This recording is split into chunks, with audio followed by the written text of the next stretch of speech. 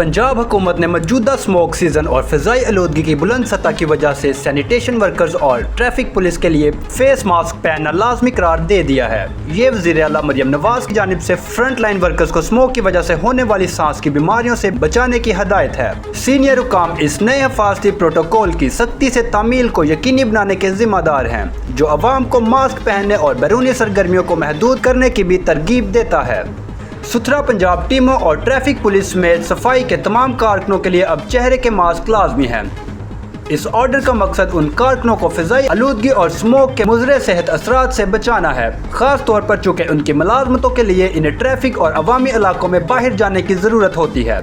Senior ओहदेदारों को हदायत की गई है कि वो असूल को नाफिज करें और अमले की निगरानी करें ताकि काम के औकात में मास्क के मुस्तकिल इस्तेमाल को यकीनी बनाया जा सके। हुकूमत आम लोगों को ये भी मशवरा देती है कि मास्क पहने, ख़ास तौर पर स्मोक के अरूज के औकात में, और ख़ास तौर पर बच्चों और बूढ़ों के लिए बैरूनी नुमाइश को महदूद करें।